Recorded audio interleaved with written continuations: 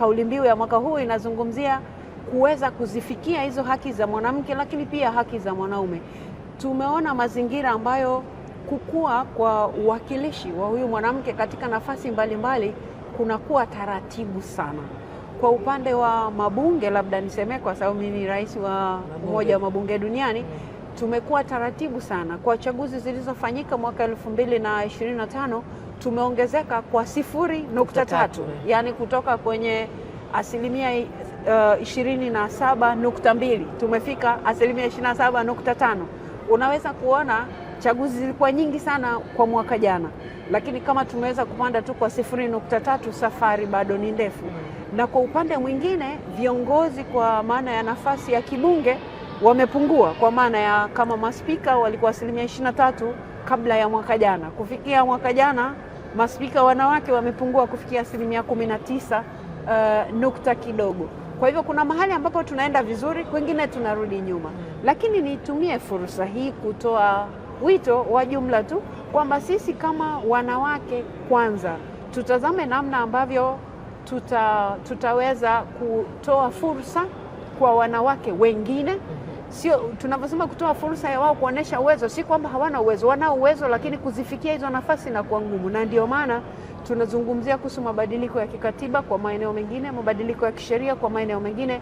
Kwa maana ipi? Kwa maana kwamba sheria iweke utaratibu ambao mwanamke atapata nafasi kwa kutumia njia yote ile. Kama itakuwa ni nafasi hizi, pengine kwa upande nikitumia mfano wa nchi yetu ya Tanzania, nafasi hizi tunazosema za uwakilishi 30% lazima wawe wanawake. Kama hiyo njia inaweza kufanya kazi katika nchi, basi iende njia hiyo, na pengine isitokee namna tena tunakuwa na mijadala ya kupunguza hizo nafasi, kwamba pengine tupunguze ama kuondoa kabisa, kwa sababu hiyo mijadala pia ipo. Yani watu wanaona kwamba pengine tumeshafika mahali ambapo wanawake na wanaume tuko sawa. Hapana, hatujafika hapo mahali, na ndio maana tunafanya tafiti mbalimbali za kuonyesha kwamba hatujafika mahali tunapotaka kwenda, ama hatujafika mahali ambapo tulikusudia tangu tulipoanza hizi mbio za kutaka haki za mwanamke. Na kwa hivyo sasa hivi hatuzungumzii tu uwakilishi, lakini tunazungumzia uwakilishi sawa, na uwakilishi sawa katika ngazi za maamuzi, uwakilishi sawa katika mijadala inayopelekea maamuzi mbalimbali duniani. Naomba tumulike swala la deepfakes, hii michoro ambayo sasa hivi hii akili mnemba inachukua picha za wanawake, inawabadilisha, inaweka mambo mabaya. Mtu anaamka tu asubuhi anakuta mambo yameshasambaa mtandaoni, lakini kuna kikwazo cha sheria hapo. Sijui nyinyi kama IPU umeona kama hili ni tatizo, na sasa mnayaambiaje mabunge kule yachukua hatua gani? Kwa sababu wanawake wanajikuta ameshadhalilika na yeye ndo anaonekana ni mbaya mpaka aje apate suluhisho. Ameshachelewa na mpaka anaogopa. Labda niseme huu ni upande mmoja tu, lakini athari zake zinampata mwanamke katika maeneo mengi sana. Anatazamwa tofauti na mwanaume katika mazingira hayo sawa.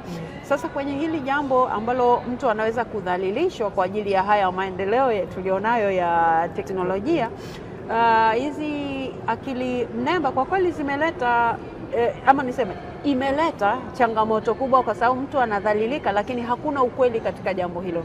Na wote tujuavyo uongo unapanda lifti, lakini ukweli unapanda ngazi, kwa hivyo unachelewa kufika. Sasa mwanamke mwingine akishadhalilika vile tayari anakata tamaa, na mwingine anaogopa fulani alimuona amedhalilika kwa sababu ameingia kwenye siasa, na kwa hivyo yeye asingependa kuingia huko kwa sababu anajua watu wanaweza kumfanyia kitu kibaya kama hicho.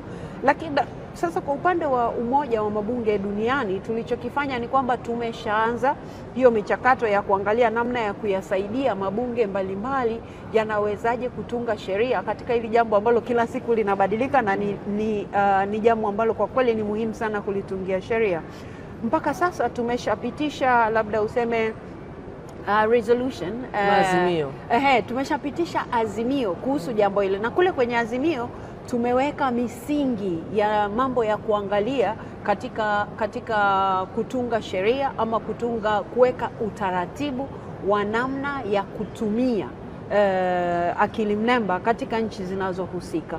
Kwa nini? Kwa sababu akili mnemba ina upande mzuri na ina upande hasi ambao upande hasi sasa unaathiri utawala bora, unaathiri haki za binadamu. Sasa mazingira kama hayo lazima kuweka mazingira ambayo binadamu haki zake hazitaathiriwa na matumizi ya akili mnemba. Lakini pia utawala bora. Utawala bora tunaangazia hasa kwenye eneo la demokrasia, kwa maana ya kwamba katika uchaguzi matumizi ya akili mnemba yana uwezo wa kuwapa kiongozi sio mliyemchagua, ni mtu ambaye ametumia hizo akili kuonyesha kwamba hiki ndicho hiki wakati sicho. By the kwa muda mtakao kuja kugundua ni baadaye sana na athari zinakuwa kubwa.